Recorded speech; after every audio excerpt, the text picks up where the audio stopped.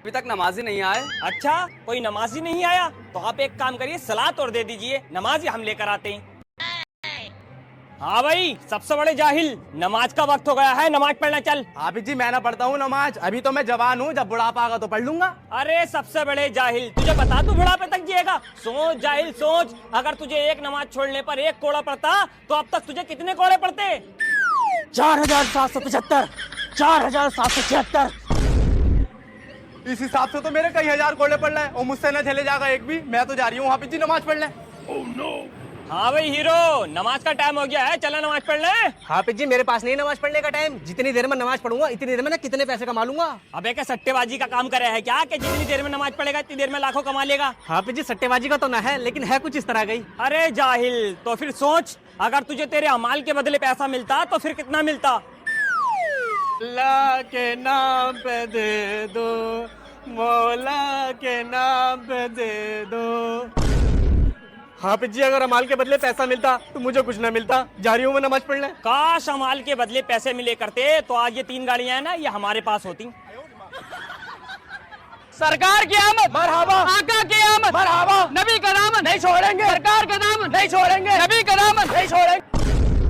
अबे साले अंधा है कि दिखाई नहीं दे रही है, जुलूस में जा रही हो, मेरे सारे कपड़े गंदे कर दिए तूने। अरे क्या बात हो गई भाई जाहिल, कैसे ऐंठे फिर रहा है इस पे? देख रहा हूँ आप इसने मेरे सारे कपड़ों के ऐसी तैसी कर दी। अबे जाहिल, जिनके तू जुलूस में जा रहा है, पहले उनका एक वाक्य सुन ले। हमारे नबी के ऊपर एक बूढ़ी औरत कूड़ा डालती थी, फिर भी हमारे नबी ने उसे कभी कुछ नहीं कहा, और तेरे ऊपर जरा सी छींटे आ गई तो ऐंठे फिर रहा उसके ऊपर। फिर भी यार हाफिज जी ने मेरे सारे कपड़ों की रेड़ मार दी, नया कुर्ता था मेरा। तो क्या हुआ? हमारे नबी को तो लोगों ने सताया था, पत्थर मारे थे, फिर भी हमारे नबी ने उन्हें कुछ नहीं कहा, बल्कि दुआएं दी। क्या कह रहा था तू अभी? नबी का दामन नहीं छोड़ेंगे, आका का दामन नहीं छोड़ेंगे। अबे पहले पकड़ तो ले दामन, जब ही तो छोड़ेगा। अबे जाहिल, मेरे नबी का फरमान है, अगर माफ करने से इज्जत घटे तो मुझसे ले लेना। ठीक है भाईजान, मैंने आपको माफ किया।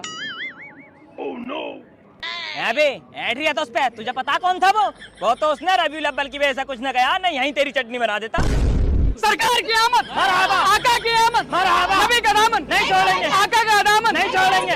हाफिज जी बाहर कमेटी वाले खड़े हैं और आपको मस्जिद से निकालने की बातें कर रहे हैं। हाँ, मस्जिद से निकालने की बातें तो करेंगे ही। अब जाहिल, सैलरी बढ़ाने को कह दिया ना इनसे, चलो आने दो, देख लूंगा इन्हें भी। हाफिज जी हम तुम्हें मस्जिद से निकालना आए हैं, कल से अपना इंतजाम कहीं और कर लियो। ये तो मुझे पता था कि तुम मस्जिद से निकालना होगे, लेकिन वजह बता दे, वजह क्या है? वजह कुछ नहीं है हाफिज जी, बस तुम टाइम के हिसाब से अपडेट नहीं होते हो। अबे मुझे क्या मोबाइल फोन समझ रहा है क्या, जो टाइम के हिसाब से अपडेट होता रहूंगा? अरे हाफिज जी इसका कहने का मतलब ये है कि आपका तबस्सुम ठीक नहीं है। तबस्सुम? अरे तेरी जाहिल, तलफ्फुज होता है वो, तलफ्फुज। पहले कहना तो सीख ले, तबस्सुम।